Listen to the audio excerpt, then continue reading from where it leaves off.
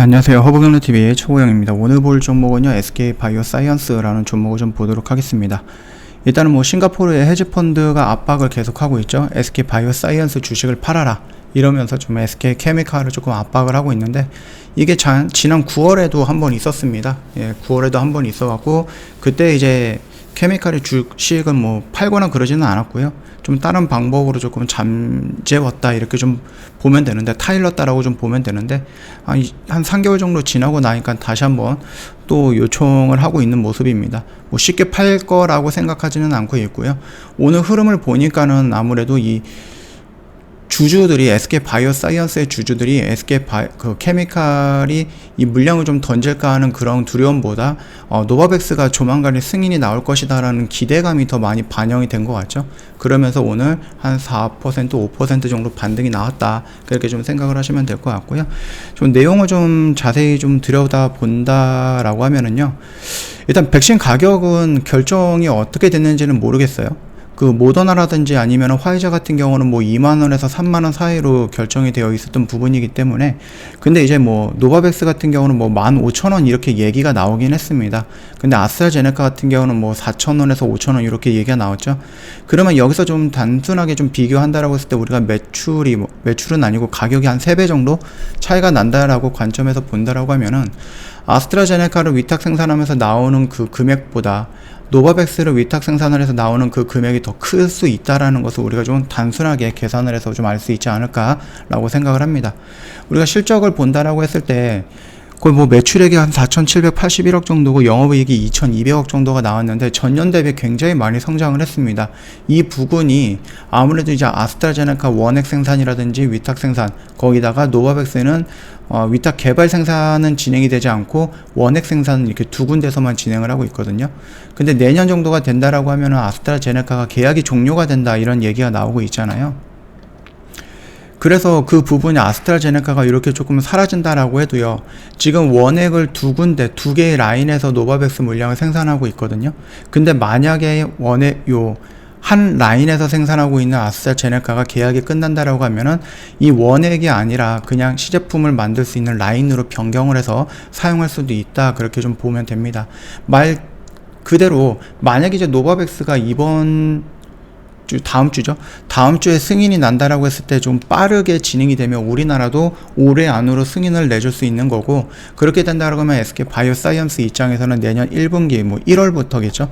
1월부터 생산이 가능할 수도 있다라는 겁니다. 그렇기 때문에 이 라인 공백이 거의 없을 수 있다라는 얘기고, 매출 공백도 거의 없을 수 있다라는 얘기거든요.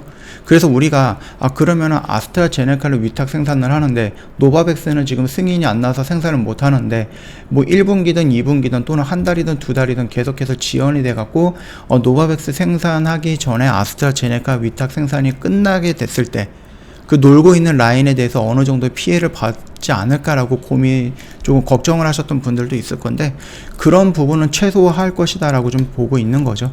그뿐만 아니라 이제 뭐 자체 백신도 얘기가 나오고 있는데, 이 자체 백신 같은 경우는 SK바이오사이언스에서 임상을 하고 있는 거는 맞지만, 그래도 여기저기에서 이제 좀 지원을 받아서 진행을 하고 있는 거기 때문에, 특히 그 CEPI라고 이 국제기구에서 돈을 받아서 진행을 하고 있어요.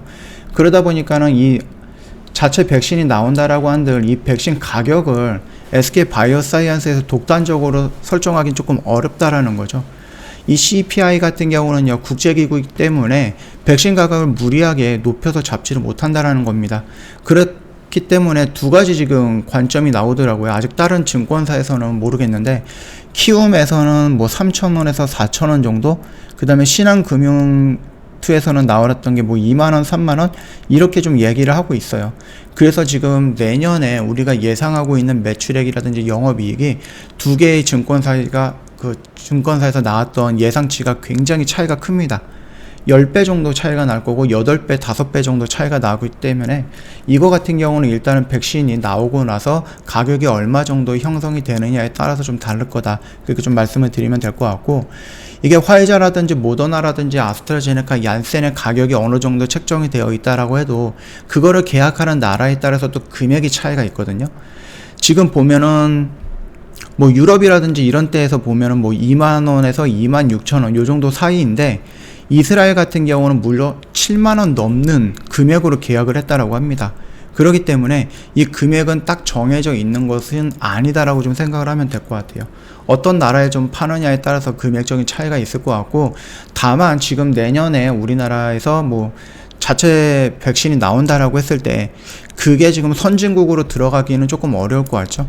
예, 선진국에서는 일단 접종률이 많이 높고, 우리나라도 마찬가지겠고, 우리나라에서 시판이 된다, 만들어진다라고 해도 우리나라에서 뭐 새로운 약으로 접종은 어려울 것 같고, 부스터샷으로 좀 활용이 되거나 아니면은 뭐 아프리카라든지 저소득 국가 쪽으로 수출이 되는 그런 형태로 좀 진행이 될 것 같습니다.